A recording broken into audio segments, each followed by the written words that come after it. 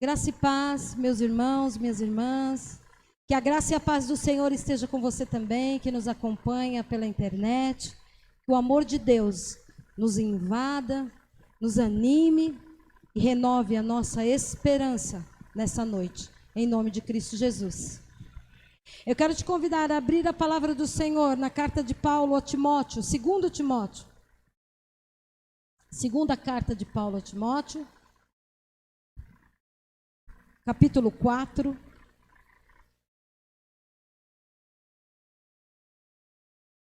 Nós leremos do versículo 1 até o versículo 8.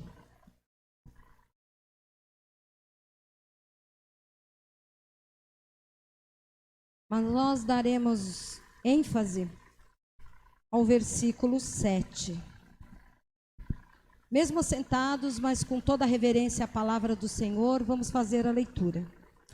Diz assim: diante de Deus e de Cristo Jesus, que há de julgar vivos e mortos, pela sua manifestação e pelo seu reino, peço a você, com insistência, que pregue a palavra. Insista, quer seja oportuno, quer não. Corrija, repreenda, exorte com toda paciência e doutrina, pois virá o tempo em que não suportarão a sã doutrina. Pelo contrário, se rodearão de mestres segundo as suas próprias cobiças, como se sentindo coceira nos ouvidos. Eles se recusarão a dar ouvidos à verdade, entregando-se às fábulas. Mas você seja sóbrio em todas as coisas, suporte as aflições, faça o trabalho de um evangelista, cumpra plenamente o seu ministério. Quanto a mim, já estou sendo oferecido por libação e o tempo da minha partida chegou. Combati o bom combate, completei a carreira, guardei a fé. Desde agora me está guardada a coroa da justiça, que o Senhor, reto juiz, me dará naquele dia, e não somente a mim, mas também a todos os que amam a sua vinda. Amém? Vamos orar? Senhor Deus, Pai Todo-Poderoso, nós te louvamos, te bendizemos, te agradecemos, Senhor, pela tua palavra que nos alcançou, e te pedimos, ó Pai, que em nome de Cristo Jesus, ela encontre lugar seguro nos nossos corações e que nós possamos compartilhá-la de modo especial com aqueles que ainda não te conhecem. Em nome de Cristo Jesus que oramos. Amém e amém.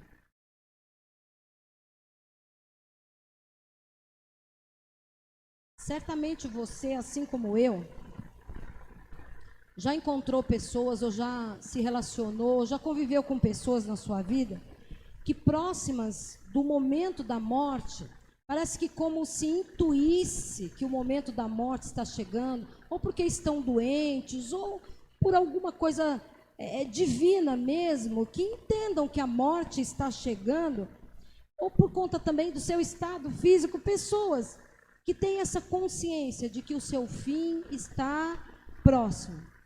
E essas pessoas, muitas vezes, nos surpreendem.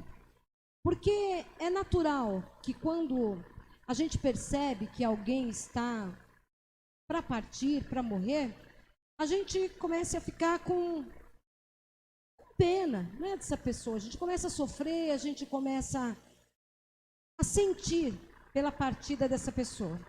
E a gente procura tornar a vida dela um pouco mais agradável, procura levar até ela um pouco de esperança, um pouco de alegria. E muitas vezes nós somos surpreendidos porque, na verdade, são elas que trazem para nós essa esperança. São elas que mostram para nós, que compreendem que o momento da sua morte está chegando, mas que isso não é um peso. Porque elas sabem que viveram bem a sua vida. Elas sabem que tudo que fizeram, que tudo que experimentaram, que tudo que puderam realizar, valeu a pena. Então elas não partem com um sentimento de que ainda teria algo por vir, mas com um sentimento de que tudo que tinha que acontecer, tudo que precisaria ser feito, foi feito. Então, na verdade, nós podemos identificar nessas pessoas, diante desse discurso surpreendente dessas pessoas, o que realmente é importante para ela, o que realmente fez a diferença na sua vida. Porque a gente percebe isso e a psicologia também afirma, na área do desenvolvimento humano, que quando as pessoas estão chegando na fase dos 70, 80 anos, ou que estão percebendo que estão chegando aí no fim da vida, seja por uma doença, ou quando já tem essa maturidade, já tiveram muitas experiências, essas pessoas começam a entender que essas pessoas começam no alto da sua maturidade, elas começam a perceber o que realmente tem maior valor na vida, que não são as conquistas financeiras, as conquistas materiais, mas sim aquilo que a gente pode deixar, a marca que a gente pode deixar no mundo, a marca que a gente pode deixar na vida das pessoas. As pessoas mais maduras, as pessoas que têm essa compreensão, elas se preocupam não mais com ter poder, mas elas se preocupam em fazer a diferença. Fazer a diferença onde elas estão, fazer a diferença naquilo que elas praticam, fazer a diferença no mundo. Não ser apenas mais um, mas deixar a sua marca, deixar o seu legado, deixar o seu legado. E a gente percebe então nessa carta de Paulo a Timóteo, Paulo amava Timóteo e tratava Timóteo como um filho. Ele vai dando várias recomendações a Timóteo. Ele sabia que o momento da partida dele se aproximava, que ele estava para morrer, e o amor que ele tinha por Timóteo, ele dizendo, eu tenho que passar a Timóteo tudo o que eu aprendi, eu tenho que aproveitar essa oportunidade para dizer a Timóteo ou para passar a Timóteo alguns ensinamentos, coisas que serão importantes no ministério dele. E é isso que ele faz.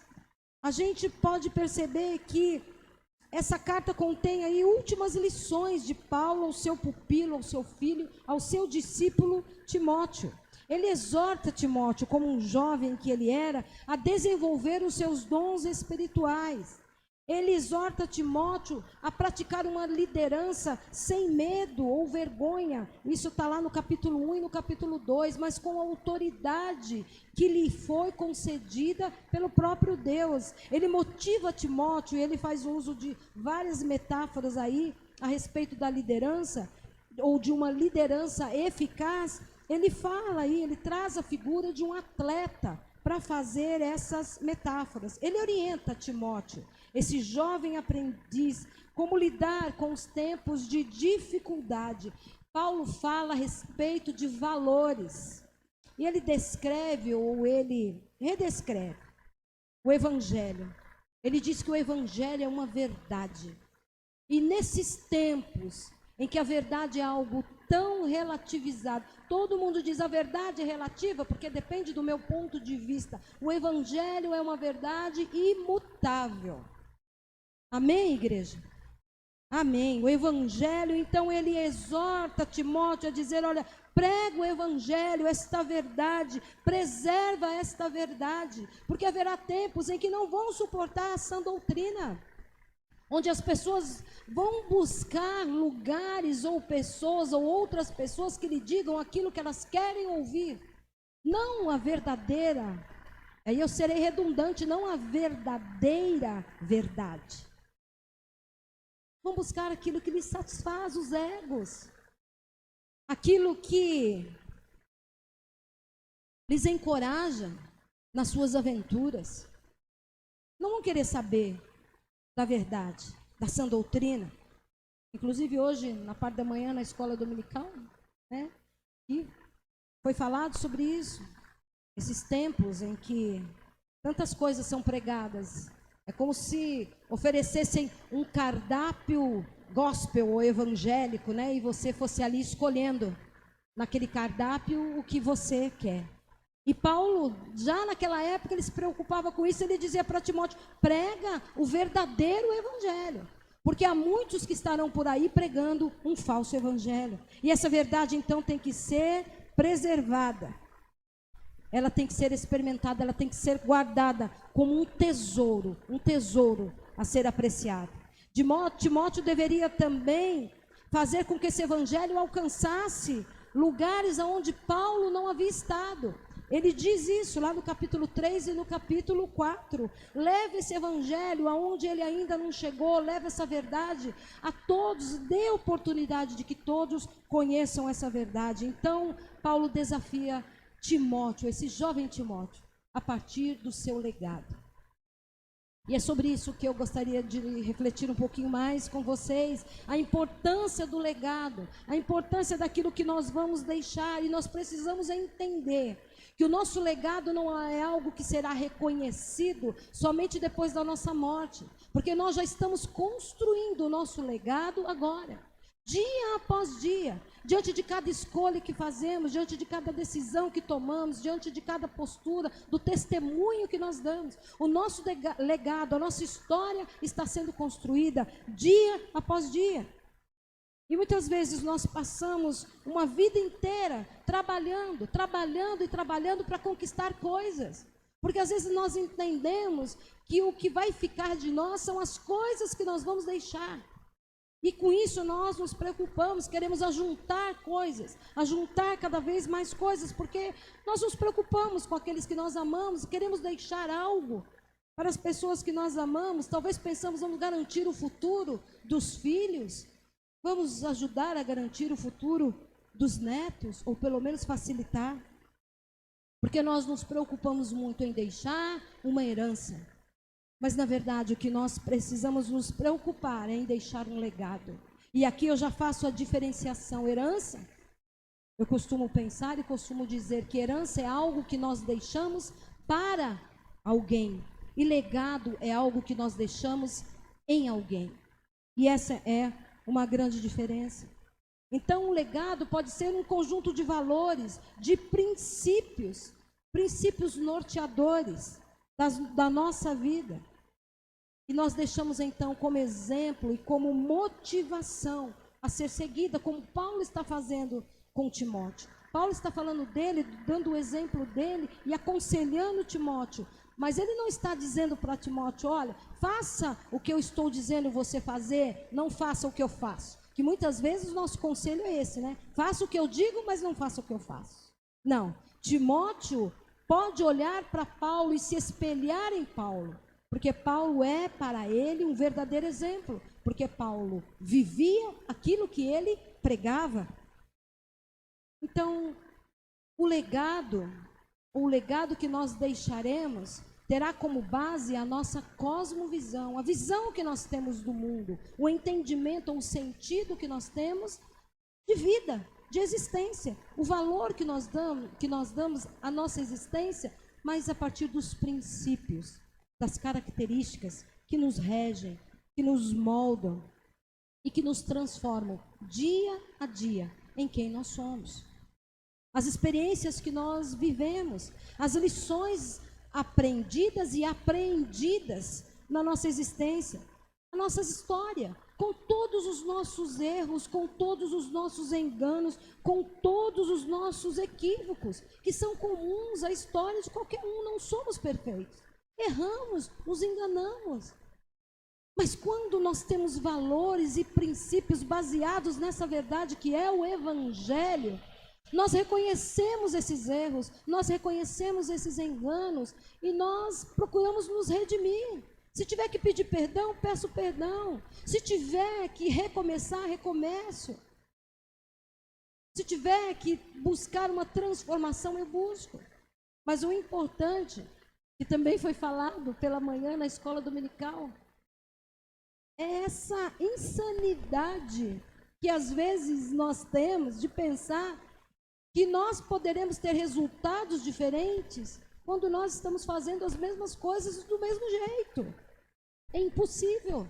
Se não houver mudança, se não houver transformação, os resultados serão sempre os mesmos. Então a gente erra, a gente se engana, mas a gente reconhece, a gente se arrepende, a gente dá um passo para trás, a gente pede perdão e a gente busca essa transformação. Busca em Deus força para sermos transformados, para sermos renovados. E tomar a Deus que uma vez que todos esses erros e enganos sejam reconhecidos, eles possam gerar em nós uma mudança, eles possam gerar em nós essa verdadeira transformação. Então, o legado está diretamente relacionado às escolhas que nós fazemos, o modo de vida que nós temos, os valores que nós proclamamos, sobre os quais nós pautamos as nossas vidas. Legado tem a ver também com integridade. Como eu disse, eu vivo o que eu falo. Eu falo a respeito daquilo que eu vivo. Coerência, integridade.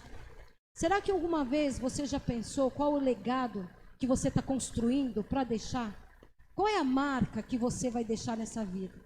Você já pensou?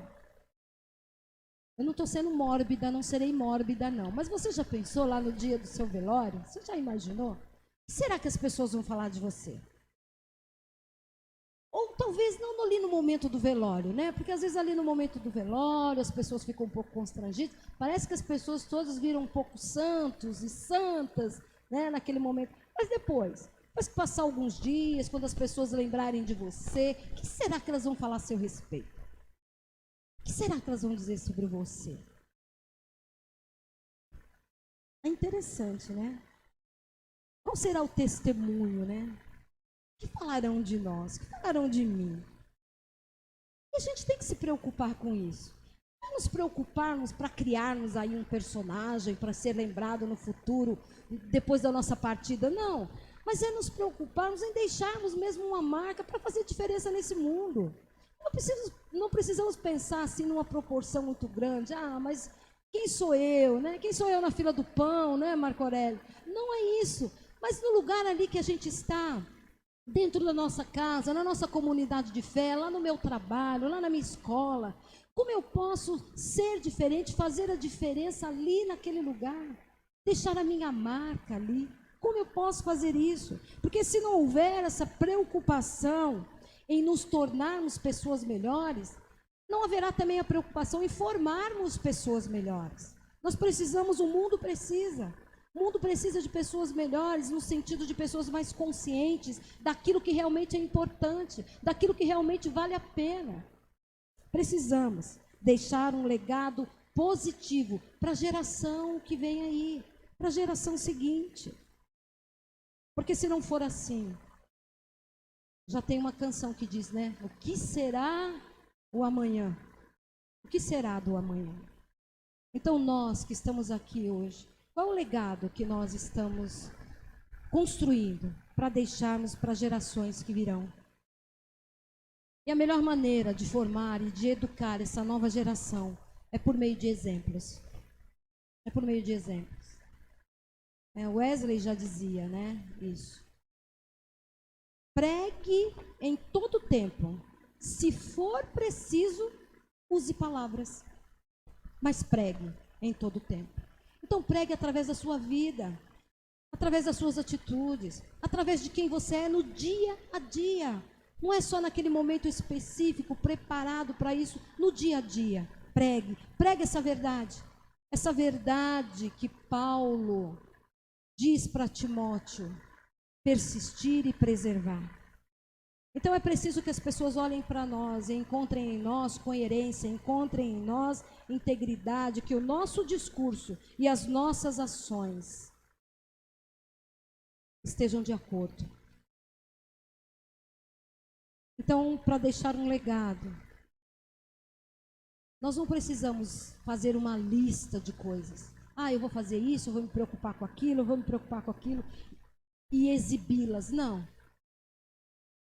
Não é sentar com os nossos filhos, aí me dirigindo particularmente aos pais, e dizer para eles, ou não é só isso, né?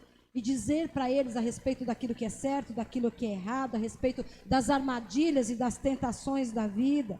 Não é só levá-los à escola dominical, trazê-los à igreja, não é só isso. Não é só achar que lá as professoras da escola dominical vão dar conta do recado, os professores, as pastoras, que eles são os únicos responsáveis por isso, não. O maior aprendizado é aquele que elas encontram dentro de casa. Quando elas olham para o pai, quando elas olham para a mãe, é lá que eles aprendem, é lá que eles veem. Então tome cuidado com o que você fala dentro de casa. Tome cuidado da maneira como você age dentro de casa. nós somos espelhos para os nossos filhos. E não tenham dúvida, eles estão prestando atenção em tudo que nós fazemos, em tudo que nós falamos. Então, deixar um legado passa por uma vida de santidade, uma vida separada, uma vida para buscar e para adquirir essa autoridade espiritual que estava sobre Timóteo. Então, viver em comunhão com Deus, viver em submissão a Deus, caminhar debaixo dessa unção e da direção do Espírito Santo. Não basta apenas frequentar a igreja. Eu preciso ser igreja. Eu preciso ser igreja. Então, esse legado nós construímos no dia a dia, na nossa existência, no nosso cotidiano, nas nossas práticas habituais. Esse legado vai sendo construído. E no texto que nós lemos, então, após Paulo exortar, aconselhar e orientar Timóteo, ele diz, lá no versículo 6, você pode acompanhar na sua Bíblia, que ele sabe que o momento da sua morte está perto. Ele utiliza aí em uma metáfora da linguagem sacrificial do Antigo Testamento. Ele usa a palavra libação, que significa exatamente a ocasião em que o vinho era derramado no altar junto com a oferta, ou como uma oferta de gratidão a Deus. Você encontra isso lá em Números, no capítulo 15, que fala a respeito das ofertas e dos sacrifícios. Então Paulo estava olhando para a sua vida e ele estava admitindo sim que o fim estava próximo. Ele sabia que o tempo de partida havia chegado, mas como eu disse no começo, isso para ele não era um peso. Ele não estava triste por causa disso. Ele entendia que a morte traria para ele essa liberdade, que a sua vida seria oferecida ao Senhor como uma oferta, que ele iria derramar a sua vida e a sua existência como uma oferta a Deus. Então, a exemplo de Romanos 12, lá no versículo 1, é como ele diz, ele estava apresentando a sua vida como um sacrifício vivo ao Senhor. Era isso que Paulo estava fazendo. Então, ele não temia a morte, porque ele confiava, não nele, mas na presença de Deus em toda a sua vida. Ele sabia que ele havia sido obediente, ele sabia que ele havia feito a vontade de Deus em todo o tempo, então ele não temia a morte. Para ele a morte era então um desprendimento de tudo aquilo que causava sofrimento na vida. Era a oportunidade dele se libertar. Era assim que Paulo via a morte, uma libertação plena. E no versículo 7, então, ele diz, combati o bom combate, completei a carreira e guardei a fé. Paulo está dizendo, olha, apesar de todas as dificuldades que eu tive nessa vida, e se a gente lê as cartas de Paulo, a gente percebe o quanto ele sofreu, quantas investidas ele sofreu. Então, apesar de todas as dificuldades, eu cheguei aonde eu pretendia chegar e a minha fé não foi abalada. Eu fiz tudo o que eu precisava fazer, eu fiz tudo o que Deus esperava que eu fizesse. E apesar de tanto sofrimento, incompreensão e tantas outras mazelas que eu sofri, a minha fé foi preservada. Talvez ele pudesse até dizer, a minha fé até aumentou, a minha fé até cresceu. E ele usa então aqui, essa metáfora do atleta, o atleta que tem uma meta, que tem um objetivo para alcançar, para chegar, e para isso ele usa de disciplina, ele precisa de coragem, ele precisa de persistência. Então Paulo diz, o bom combate eu combati. É assim que ele fala no original. No original, sem a tradução, é assim. O objeto vem antes do verbo, e isso é muito interessante, porque esse termo bom ganha mais ênfase. Olha, é como se nós disséssemos, olha, foi uma boa luta, passei por poucas e boas, mas eu venci. Então Paulo nos anima também. Paulo, aqui diante desse termo, ou dessa forma como ele coloca o bom combate eu combati, dando mais ênfase para essa palavra bom, ele traz para nós essa significância de algo excelente, de algo que foi insuperável, que foi magnífico. Olha, nada pode se comparar a esse combate que eu vivi. Foi bom demais. Foi bom demais. tudo que eu aprendi, todo o crescimento que eu obtive foi bom demais. Se eu pudesse escolher outra vida, eu não escolheria. É mais ou menos isso que Paulo está dizendo. Seria exatamente isso, eu não tiraria nada, eu não acrescentaria nada. Bom combate, eu combati. Isso demonstra o quanto era importante para Paulo uma vida a favor do Evangelho, uma vida a favor dessa verdade que foi materializada em Cristo Jesus. Se a gente colocar o nosso olhar humano, quem quer? Quem escolheria de livre e espontânea vontade uma vida de privações? Quem escolheria uma vida de perseguições? Quem escolheria uma vida de sofrimento? Quem escolheria uma vida de dor? Nenhum de nós. Mas para Paulo, do ponto de vista da fé que Paulo tinha, viver uma vida assim era um privilégio. Era um privilégio. Porque aí ele teria a oportunidade de combater com nobreza. Seria esse bom combate, notável, singular, único, inigualável. Então ele diz, olha, por Cristo valeu a pena viver.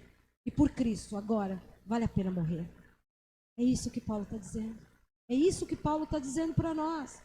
Então, o bom combate significa algo extremamente duro, algo extremamente difícil, algo que nenhum de nós aqui experimentou, e eu não sei se experimentaremos. Mas significa também o privilégio e a sublimação na certeza de que fez a vontade de Deus, que cumpriu o propósito de Deus, ou que o propósito de Deus para a sua vida foi cumprido. A vida de Paulo nos mostra isso. E ele diz, olha, combati o bom combate eu combati, e eu completei a carreira, eu cheguei, eu atingi a meta, eu fiz aquilo que me estava proposto, enfrentei todos os obstáculos. Como ele usa a figura do atleta, você pode imaginar exatamente isso, uma corrida com obstáculos, que um a um vai sendo vencido até chegar, até alcançar a meta. E sem se desviar no meio do caminho, sem permitir que as distrações, e como existem distrações no meio do caminho, como existem coisas e pessoas e situações e vozes que tentam nos desviar do caminho, nos desviar da vontade de Deus, do plano de Deus para nós. Então Paulo diz, olha, eu completei a carreira, eu alcancei a meta, eu cheguei lá. E por mais difícil que tenha sido toda essa experiência, toda a minha vida, eu guardei a minha fé. Com essa expressão, Paulo reafirma a sua confissão de fé. Ele diz, olha, a mesma fé que eu tinha em Deus, a mesma fé que eu tinha em Cristo Jesus, ela continua inabalável, apesar de todas as coisas. Ele estava dizendo que a sua confiança em Deus, o Deus que o escolheu, que o comissionou, continuava inabalável. De uma maneira geral, o que Paulo estava dizendo era, olha, eu sofri sim, eu fui humilhado, eu fui perseguido, eu passei necessidade, passei privações e estou prestes a morrer, mas eu faria tudo de novo. Eu não me arrependo de nada. Por Cristo, eu faria tudo de novo. Porque eu vivi de acordo com aquilo que eu acreditava. Eu vivi de acordo com o propósito que Deus tinha para a minha vida. A minha existência foi um testemunho vivo da minha fé. E Paulo diz para Timóteo, sem dizer, mas ele diz, olha, pode olhar para mim. Aliás, num outro texto ele diz isso. Tanto faz olhar para Cristo ou olhar para mim, é a mesma coisa. De tanta confiança, de tanta certeza que ele tinha, que a vida dele estava totalmente entregue ao Senhor. Então Timóteo deveria imitar a Paulo, que cumpriu a sua missão e que alcançou a sua recompensa. Olha aí o que diz o versículo 8. Versículo 8. Desde agora. A certeza dele era tão grande que ele já sabia que desde agora a coroa da justiça já estava guardada para ele. É o que ele diz. Então ele declara mais do que uma esperança, é uma certeza a respeito do seu futuro. Porque foi o justo juiz, como ele diz aí, que dará para ele naquele dia em que ele estiver frente a frente, quando ele conhecer da forma como ele é conhecido. Ali ele vai receber a sua recompensa. Então a certeza da morte para Paulo não era motivo de tristeza. Paulo tinha fundado várias igrejas, Paulo tinha orientado líderes, Paulo já havia escrito várias cartas, pregado o evangelho. Agora a única coisa que faltava era ele, não é nem voltar para casa, era ele ir para casa. Era a única coisa que faltava e ele estava feliz por isso. Agora eu vou para casa. Agora eu vou para casa, agora eu vou voltar para aquele que me criou, viver eternamente com ele. Isso era motivo de alegria. Então a vida para Paulo era uma corrida em que ele podia vencer, era uma batalha que deveria ser lutada e uma verdade que deveria ser guardada. E a sua coroa estava guardando por ele como um símbolo de vitória. Não é isso que acontece com um atleta, quando ele chega em primeiro lugar, ele sobe no pódio e ele recebe o seu prêmio? Era isso que Paulo estava dizendo. Eu completei a carreira, agora eu vou receber o meu prêmio. Eu vou receber a minha coroa que está me aguardando. Porque eu vivi por Cristo e eu estou pronto a morrer por Ele. E esse é o legado, então, que Paulo estava deixando para Timóteo. E esse também é o legado que Paulo deixou para todos nós. Porque essa promessa não foi só para aquele povo naquele tempo, não foi só para Paulo e nem somente para Timóteo. Porque na continuidade do versículo 8... Vamos ler o versículo 8 todo de novo. Ele diz assim: desde agora me está guardada a coroa da justiça, que o Senhor, o reto juiz, me dará naquele dia. Mas olha só, e não somente a mim, mas também a todos os que amam a sua vinda. Ou seja, essa promessa é para mim e essa promessa é para você também. E louvado seja o nosso Deus por isso. Então que nós possamos continuar a nossa caminhada, combatendo sim esse bom combate, mas completando a nossa carreira e acima de tudo, guardando, preservando a nossa fé. Amém? Vamos orar? Feche os teus olhos. Se coloque diante do Senhor. Coloque diante dele as dificuldades que você tem enfrentado. Coloque diante do Senhor tudo aquilo que tem dificultado a sua caminhada. Pergunte para o Senhor, qual é o legado que você tem construído? Comece a pensar mais nisso. O que será que falarão de mim quando eu não estiver mais aqui?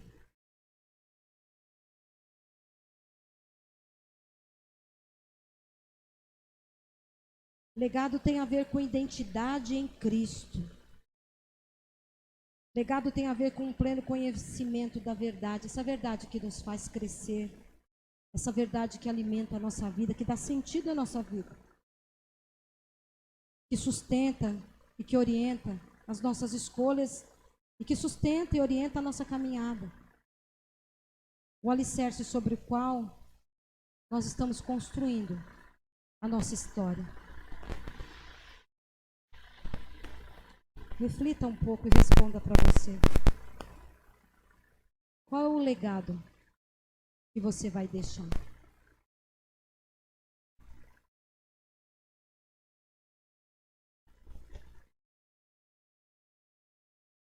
Senhor Deus e Pai Todo-Poderoso, nós te louvamos, nós te bendizemos e nós nos colocamos diante de Ti, Senhor. Reconhecendo quem Tu és e reconhecendo quem nós somos. Nós queremos, Pai, já nesse ainda início de novo ano, nos comprometermos contigo, Senhor, e buscarmos a cada dia uma versão melhor de nós mesmos. Buscarmos, Senhor, diante da orientação e da presença do Teu Santo Espírito, seguir e cumprir a Tua vontade, Deus. Nós te pedimos, Pai, que diante das lutas, diante das dificuldades, nós possamos atingir, Senhor, as metas propostas por Ti. Que nós possamos guardar a nossa fé, Pai, e que todo tempo nós possamos, Senhor, mais do que pregar a palavra, viver esta palavra, Senhor, que ao olharem para nós, encontrem em nós verdadeiros discípulos e discípulas de Cristo Jesus, que nada temem a não ser o Senhor. Te louvamos, te bendizemos e nos consagramos a Ti. Em nome de Cristo Jesus que oramos. Amém e amém.